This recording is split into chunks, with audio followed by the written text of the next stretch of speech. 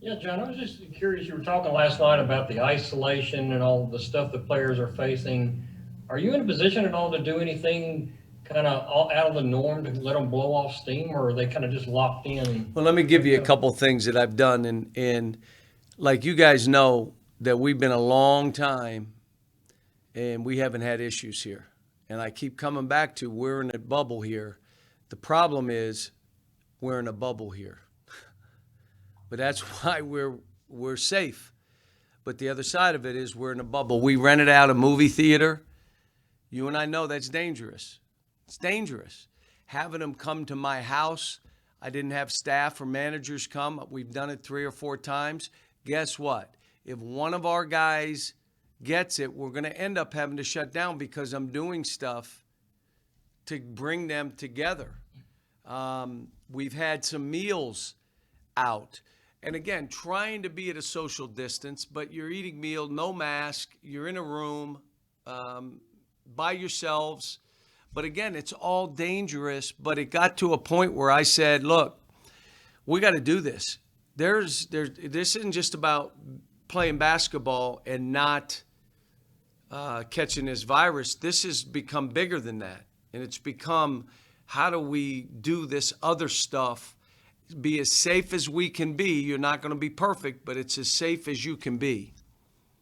how underqualified do you feel when you talk about Oh, the mental health part of the oh. whole situation? Well, other than my own mental health, which I've got mental problems myself, always have. I am totally unqualified. Have talked a ton to Bob Rotella. We brought in the sports psychologist, and he spent 2, 3 days with the kids. They all have his numbers. We have a psychologist on the campus that, these kids can meet with and have. It's just a different. I've had more coaches just say, we're all sensitive to how we approach what we do this year more than any other year, and the kids are a little more fragile across the country because of this. They're missing what being on a college campus, being in a college program, having fans, and they're missing all that right now. Jerry Tipton, go ahead. John, you talked about the consistency after the game at Auburn and then on your radio show last night. And I'm wondering how important that is for any coach to have a good feel for what you're going to get out of a player or players, and how do you develop that? Well, it's the most important thing. Like, that's the number one thing that within 5% what this young man's going to give. We're not there yet. We got a couple guys, but not enough. And the only way of doing that, getting that, is demonstrated performance. How they are in the games is, what do you bring every game? Are you overwhelmed by it? Are you excited about it? Are you focused and engaged? Are you into yourself? I mean, this is all the experience of learning to be a great teammate. Some of the stuff, again, we like to learn slower so that we're not just thrown to the wolves, but it is what it is. And I mentioned to them again today, like, look, guys, we're playing defense as well as anybody in the country. We're not making baskets. And I said, why? And I look at Riley Welsh, and he said, because our shot selection stinks. I said, why is that? Because everybody's trying to make baskets for themselves versus how. And we just keep doing it, and we talk about it. But again, it's a key for us. Now, you could say, Coach, you also miss wide open shots and free throws. We do, but we have too many tough shots we take when we shouldn't. And it's usually early in the shot clock. But we're working on it. We talked about it this morning. We're going to have a practice a little bit later today. And like I said, we have one group that really guards 0.56 points per possession. So then you would say, why don't you just leave them in the whole time? Okay, that group is scoring 0.6 points per possession. So now you say, Well, you can't leave them in because they can't score. Well, slightly more than they're giving up. But that game would be 42-41. Then you go and say, okay, is there a way we can use that lineup different? We're tweaking, we're trying. And then there's other lineups that we got to get on the floor more because their points per possession are in that 1.2, 1.3 range, 1.35, which means that's as good as they are in the country. Then you look back and say, all right, how does that group defend? And what are they giving up? And so this is tweaking, analyzing, looking at numbers. At the end of the day, I told them, you guys could be as good as anybody in the country. You got to get on a roll. That means you got to score some baskets. You got to stay defensively where you are. And now we got to make easy plays for each other. We got to open up the court a little bit. But even then, you're not doing it for you to just try to score. Sometimes it's a drive and then it's a pass. And then maybe another drive. It isn't drive, okay, my turn, drive, okay, your turn, drive. We're trying to get that feel. And I'm telling them, you guys are listening because they're really respectful, but you're not hearing all the time. I did something with Andrew Harrison, and you guys know, and he ended up scoring more points per game than he did prior to, as his whole focus was on creating shots for somebody. And what had happened was it became contagious. It was contagious. Now everybody passed. We had a pass fest. And all of a sudden we went and it's hard right now because we got to get that first guy why didn't he want me to shoot? Oh my gosh, what? We're trying to get this going and trying different things. But I keep saying, you guys got to believe that we're close. We're there. No one wants us to bust through because now all of a sudden we become a team that everybody's like, you don't want to play them now. But we got to do it on the court. We got to bust through. John Hale will come to you next. Cal, on paper at least, it looked like BJ was as prepared as anybody for this in terms of he played with other elite players in high school and AAU. He went to a high school program where the spotlight was really bright.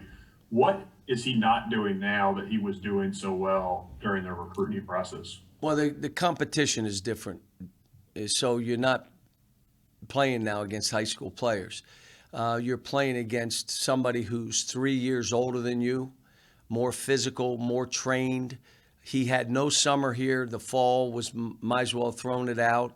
And so now you just start playing basketball. And what you do, the habits that you need to create, he really hasn't created yet. The ability to draw fouls versus avoid contact and flip balls. Which one are you seeing right now? The ability to get the ball by the man, which you can do, or I'm going to play with the ball. And then not get, all those kind of habits that he's got to have different habits. I'm a downhill runner. I'm a free throw drawing beast. I don't have to be strong, but I'm drawing free throws. And then really consistent how you train so that when you walk in the game, it's the same. It's just taking him more time. And we've given him, a lot of room to go. He's scoring points, but they're not in an efficient way. I haven't given up on him, but he's not playing the way he needs to play for himself or for us to win ball games. Larry Vaught will come to you next. John, when you were talking about a lot of different frustrations that you feel and your players feel, do you think it's kind of the same with fans because of everything that's going on right now? Do you think fans get frustrated about things quicker? Well, yeah, and it's not just basketball. It's everything included in this. And so you have all the outside stuff that they're dealing with too, just like you and I. You have the corona stuff. You have their own life and whether there's job loss or money loss or this corona, I can't get out, I don't believe, I do believe, all this stuff, there's a frustration out there. And I'll be honest with you, it's unacceptable where we are right now. Unacceptable. I'm trying to figure out everything I can because I am not happy at all. But on the flip side, I can't do this in the normal way that I would, which is, I'd be a little harder, I'd be a little louder, I'd be a little more aggressive, I'd be quicker to things. Wouldn't worry how they're feeling. Grow up, put your big boy pants on. Well, you can't do, coaches will tell you, if you have a veteran team, you can do about what you've been doing. But if you have young guys, new guys, none of us on this call have been through the experience that these kids are going through. And someone early asked me, do I feel uneducated as far as what I'm worried about? Yes, I do. The mental health piece of this, the fragileness of this, I do feel unprepared. I'm not an expert in that. Many things I may be an expert in, but not that. If you ask my wife, she'd say I'm an expert in nothing. But, this is a different animal. And I'm not, someone would say that, well, he's just getting soft.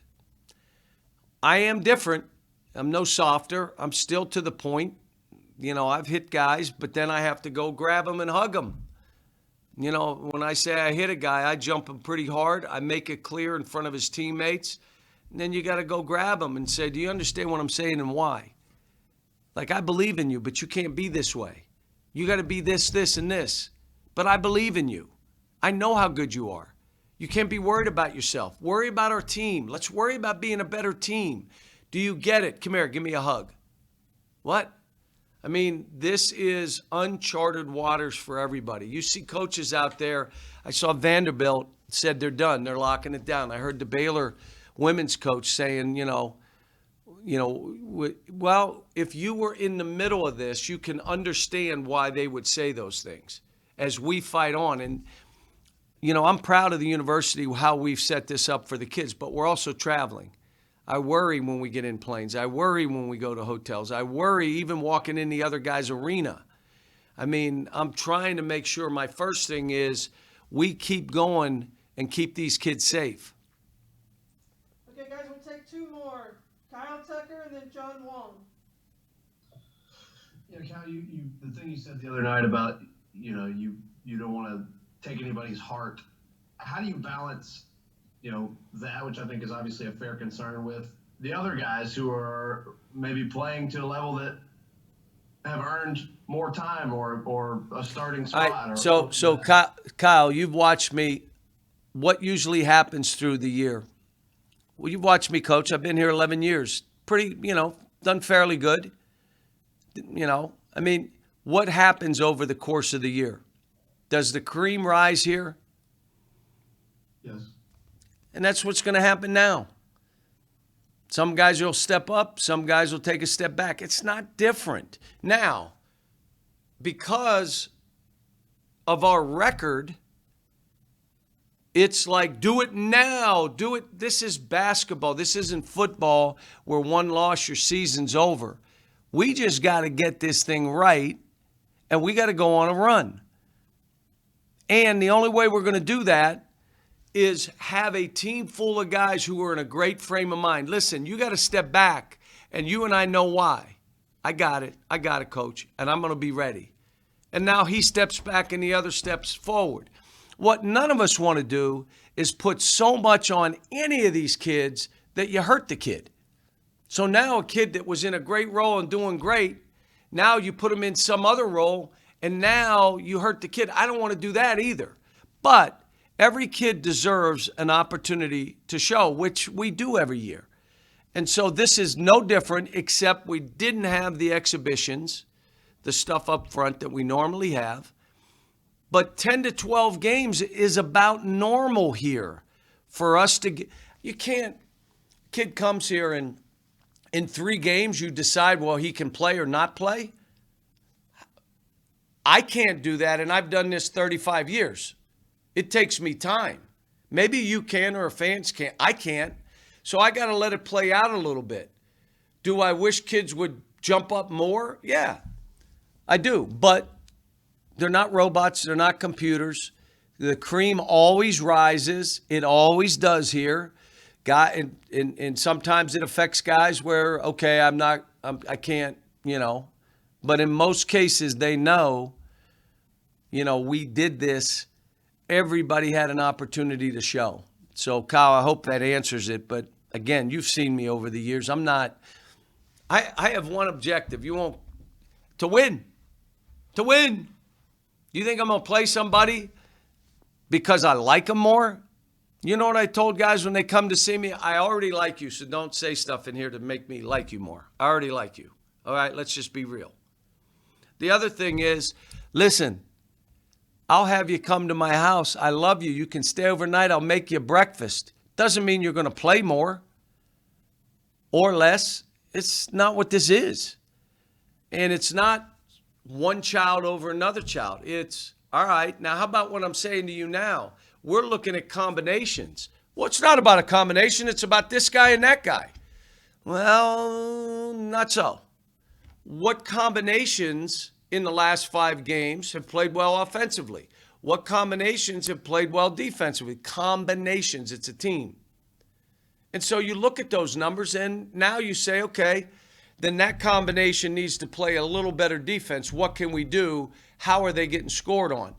They aren't scoring at all, but they're stopping everybody. Well, is there another way we can play with that unit and play in a simple way, not totally changing how we're playing?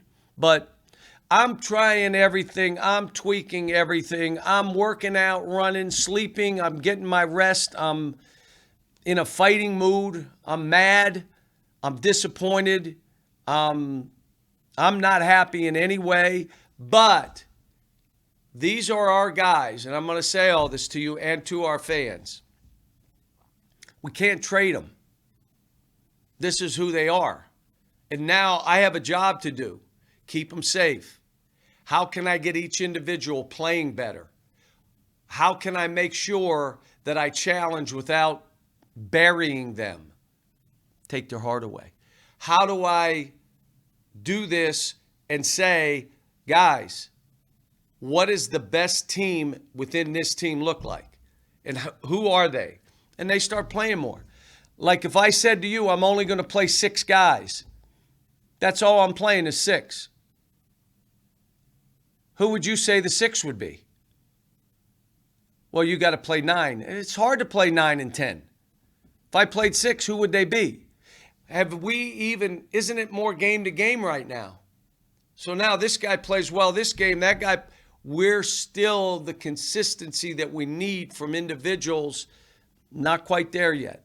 But I'm not giving up on anything. Tough game at Georgia. They played well against Mississippi on the road. They added a new player similar to what Auburn did, so they're not the same team now. Matter of fact, they had Auburn on the ropes, and they beat Mississippi. So, you know what? We're going into another hard game for us. But so what? We got to break through at some point. If it's not this week or this week, Wednesday, then it better be this weekend. Time to break through and make strides.